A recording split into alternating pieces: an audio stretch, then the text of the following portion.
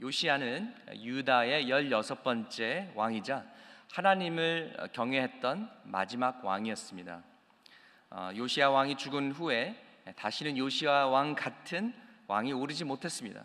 그래서 결국 요시야 왕이 죽은 다음에 22년 만에 나라가 망하고 백성들이 바벨론 포로로 끌려가는 그런 비극이 일어납니다. 2012년에 참 많은 대선들과 총선들이 있는데요, 정말 우리가 하나님께서 좋은 지도자들을 뽑아 주십사, 세워 주십사 하고 기도하는 이유가 여기에 있습니다. 요시야는 8살의 어린 나이에 왕위에 오르게 됩니다. 그리고 16살 때부터 본격적으로 하나님을 열심히 따르게 됩니다. 그리고 20살 때 드디어 전국에 퍼져 있는 그 우상들을 모조리 찾아서 때려 부십니다. 본인이 직접 나서서 전국 곳곳을 다니면서 우상들을 완전히 그냥 갈아서 가루로 만들어 가지고 그냥 뿌립니다. 그리고 26살 때 성전을 이렇게 정결케 하면서 청소하고 수리하는 작업을 시작하는데요, 그 과정 중에 성전 수리비를 헌금을 이렇게 정리하면서 hil기야 제사장이 모세의 율법책을 발견하게 되는 것입니다. 그것이 이제 오늘 본문 읽은 말씀인데요, 그동안 유대 왕들이 얼마나 하나님을 따르지 않고 우상을 섬기고 악한 일들을 했으면 성경이 어디 갔는지도 몰랐던 것이었습니다. 어디 가서 숨어 있는지도 찾지도 않았던 것입니다. 말씀이 오랫동안 읽혀지지도 않았고 선포되지도 않았던 것입니다. 성전 구석에서 먼지가 수두룩히 쌓여서 있는 그 책을 발견했는데 먼지를 털고 이게 뭐지? 하고 보니까 그게 바로 하나님의 말씀이었던 것입니다. 여러분, 혹시 소중한 것을 잃어버리신 적 있습니까? 결혼 반지라든지 여권이라든지 돈지갑 이런 것을 잃어버리면 참 힘들죠. 근데 저는 제 딸을 한 번 잃어버린 적이 있습니다. 2살, 3살 때 딸만 데리고 쇼핑몰을 갔습니다. 옷 사러 갔는데 이제 딸이 키가 작고 이렇게 땅땅하니까 바로 옆에 있지 않으면은 잘 보이지 않아요. 그리고 또 어린 아이들은 모든 장소가 놀이터가 아닙니까? 그래서 딸이 옷 뒤에 숨어서 깍꿍하고 숨바꼭질하고 옷 사이에 숨고 난리가 났습니다. 그러다 갑자기 딸이 안 보이는 거예요. 이름을 불러도 안 나타납니다. 그래서 순간적으로 가슴이 정말 철컹했습니다. 우리 아이가 너무 이쁘고 너무 귀여우니까 누가 납치를 했구나. 그래서 10분 동안 이리 뛰고 저리 뛰고 딸의 이름을 부르면서 막 딸을 찾으러 다녔는데 시간이 가면 갈수록 마음은 초조해지고 그러다가 10분이 지났습니다. 그때 그 10분은요 제 인생의 최악의 10분이었습니다. 피가 마르는 줄 알았습니다. 사랑하는 딸을 잃어버렸으니 오죽하겠습니까? 집에 가서 완전히 죽는 거죠. 그러다가 10분 후에 다시 찾았는데 옷 사이에 숨어 있더라고요. 내가 태연하게 아빠 까꿍 이러고 있는 거를 찾았는데 얼마나 감사했는지 모릅니다. 여러분, 대한민국의 초대 대통령이 누군지는 초등학교 1학년도 압니다. 미국의 첫 번째 대통령이 조지 워싱턴이라는 것은 정말 미국 시민권 시험을 치르는 한국 할아버지도 다 압니다.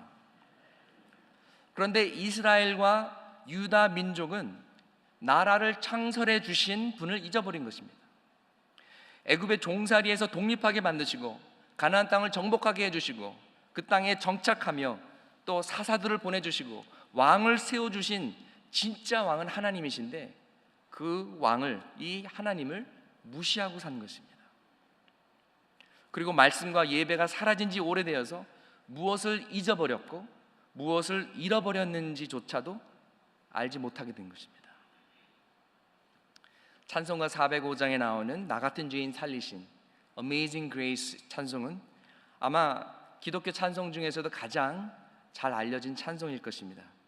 이 가사를 쓴 분은 존 뉴튼 목사님입니다.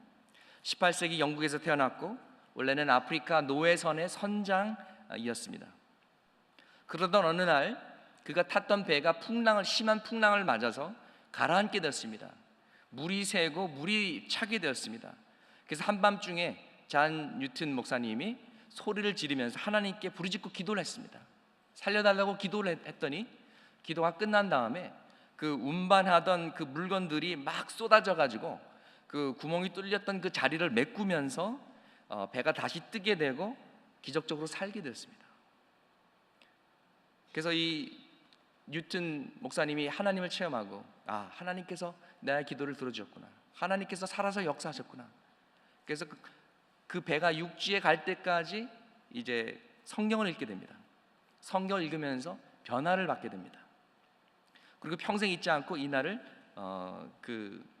기록을 하는데요, 1748년 3월 10일입니다. 그러면서 늘 이날을 기억했습니다. 이날이 나의 영적인 생일이다. 그리고 그날 뉴튼 목사님이 이 405장 나 같은 죄인 살리신 이 찬송을 쓸 때 아마 그날 내가 죽을 뻔했는데 하나님께서 살려주신 그날도 기억하지 않았을까. 나 같은 죄인 살리신 주은의 놀라와 잃었던 생명 찾았고 광명을 얻었네. 하나님께서 잃어버린 한 영혼을 찾았을 때 잔 뉴튼 목사님은 잃어버린 생명과 잃어버린 신앙과 잃어버린 하나님, 잃어버린 하나님의 말씀을 찾게 된 것입니다. 그리고 그가 잃어버린 말씀을 찾았을 때 그가 잊고 살았던 삶의 목적도 다시 찾게 된 것입니다. 잔 뉴튼 목사님은 그 후 목사가 되기로 결심을 하고 나중에 영국의 노예 제도를 폐지한 윌리엄 윌버포스와 힘을 합쳐서 노예 폐지 운동을 성공적으로 이끌었습니다. 그리고 그분이 1807년에 돌아가셨는데요, 그가 죽기 전에 1807년에 영국에서 노예 제도가 폐지되는 것을 보고 눈을 감습니다. 그리고 그의 묘비에는 이런 글이 기록되어 있습니다. By the rich mercy of our Lord and Savior Jesus Christ, preserved, restored, pardoned. 우리 주님이시여 구세주이신 예수 그리스도의 풍성한 자비로 말미암아 나를 보전하셨고 회복시키셨고 용서하셨다. I once was lost, but now am found. Was blind, but now I see. 우리는 하나님의 말씀 없이는 장님이고 잃어버린 존재입니다. 오늘 본문 말씀 18절에서 19절에 보면은요, 서기관 사반이 거의 반세기 동안 잊혀졌던, 아무도 읽지 않았고 선포하지 않았던 하나님의 말씀을 반세기 만에 처음으로 읽습니다. 그러면서 요시야 왕이 이 하나님의 말씀을 들으면서 통곡을 합니다. 자기 옷을 찢습니다. 우리 조상들이 하나님이 하지 말라는 건 다 했구나. 하나님의 언약을 깨트리면 반드시 심판을 받게 돼 있는데 이제 우리 민족이 망했구나. 이렇게 통곡을 하면서 옷을 찢고 회개합니다. 자, 이제 우리가 어떻게 하면 좋은가? 여호와께 여쭤보자 하고 여선지자 훌다에게 묻습니다. 하나님께서 말씀하시길, 이 백성이 나를 버리고 우상을 섬기는 죄를 범하였기 때문에 내가 유다를 심판하리라. 그러나 요시야 왕은 나의 말에 반응을 하고 통곡하며 옷을 찢고 회개하였기 때문에 내가 그의 기도를 들었노라. 그리고 내가 그를 이 모든 재앙으로부터 보호하리라. 이 재앙의 시간을 뒤로 미루리라. 이렇게 말씀하십니다.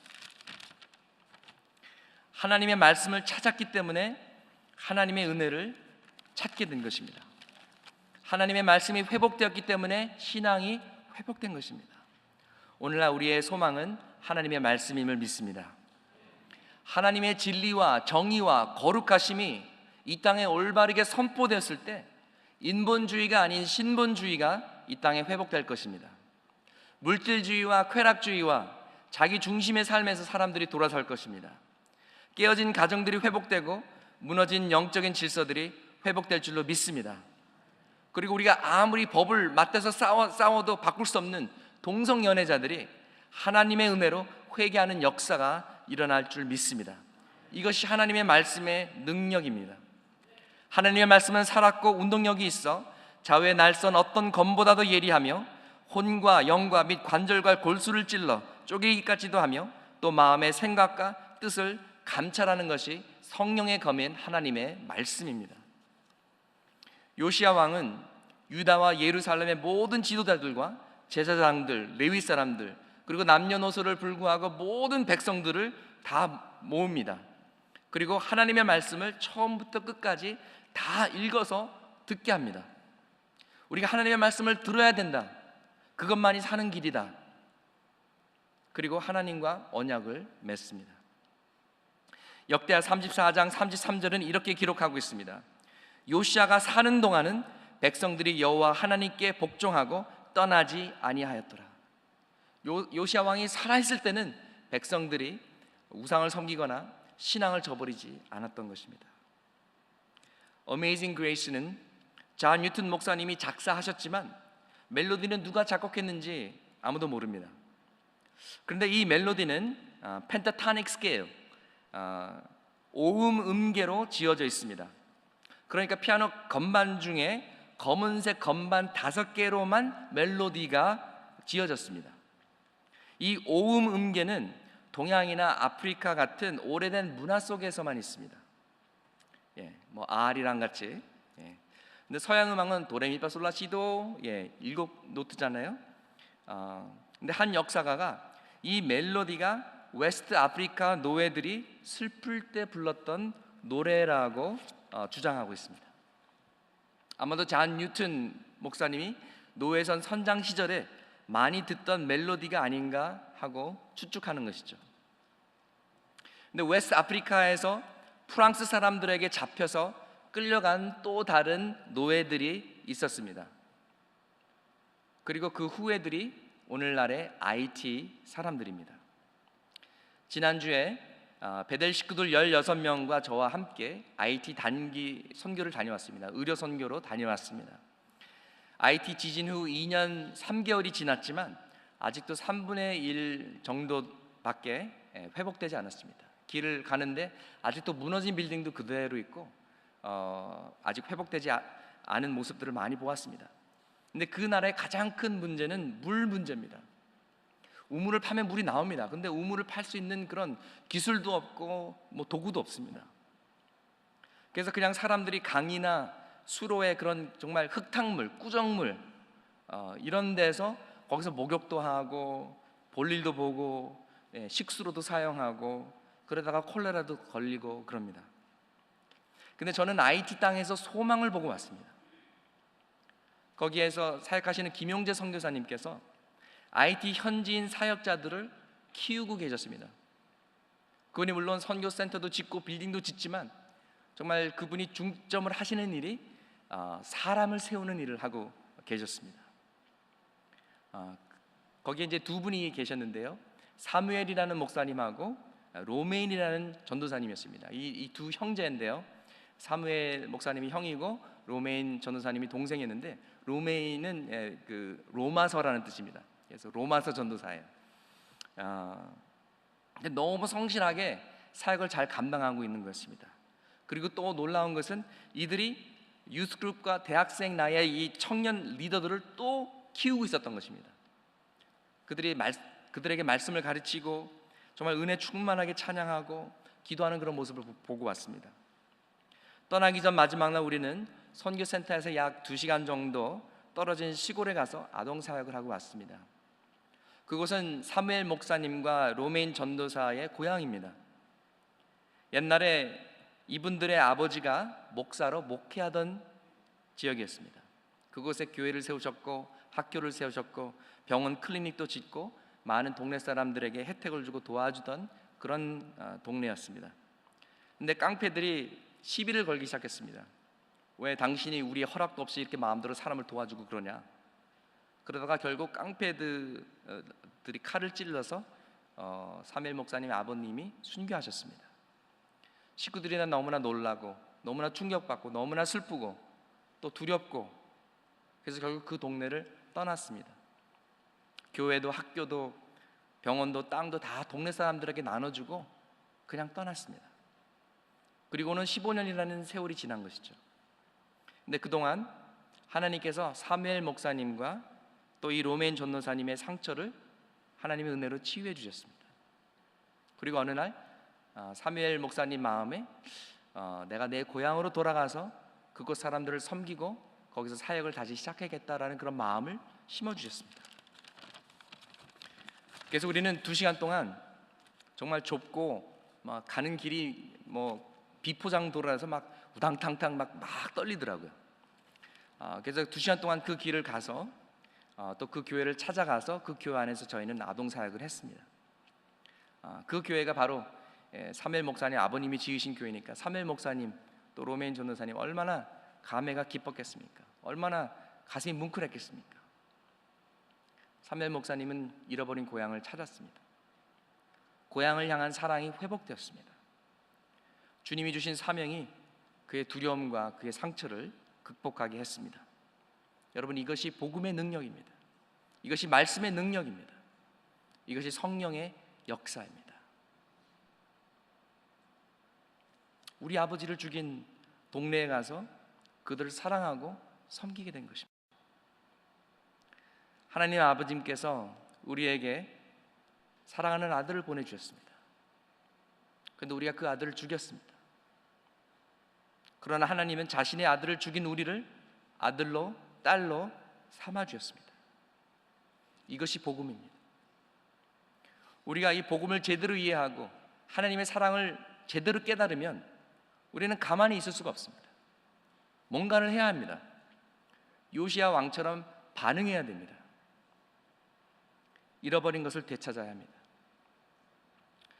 잃어버린 영혼을 찾는 일이 우리의 진짜 직업이자 사명임을 믿습니다. 우리가 직장 갖고 일하는 것은 우리의 진짜 본업을 하기 위함임을 믿습니다. 그러니까 여러분들은 다 전도사시고 다 선교사이십니다. 그것이 우리들의 사명입니다.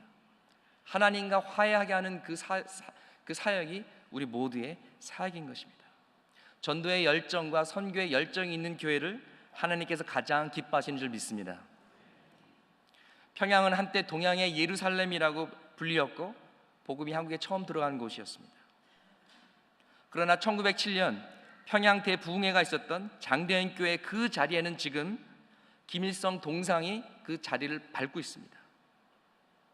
주체 사상은 사람이 모든 것의 주인이며 모든 것을 결정한다라는 철학입니다. 그러나 하나님이 모든 것의 주인이시며 모든 것을 결정하시는 줄 믿습니다. 주체 사상과 북한 정권은 하나님의 때에 반드시 무너질 것입니다. 그리고 잃어버렸던 평양과 북한은 다시 하나님께 돌아올 것을 믿습니다. 우리는 그날까지 기도해야 됩니다. 요시야 왕처럼 통곡하고 회개하며 기도해야 합니다. 그리하면 자비의 하나님께서 역대하 34장 27절 말씀처럼 내가 듣고 마음이 연하여 하나님 앞 곧 내 앞에서 겸비하여 옷을 찢고 통곡하였으므로 나도 내 말을 들었노라 이렇게 말씀하실 것입니다. 다시 말해서 네가 내 말을 들으면 나도 내 말을 듣겠노라, 바로 이 말씀입니다. 우리가 오늘 하나님 말씀에 순종하기로 작정할 때 하나님께서 우리의 기도를 들으시고 새로운 역사를 쓰시리라 믿습니다. 아멘.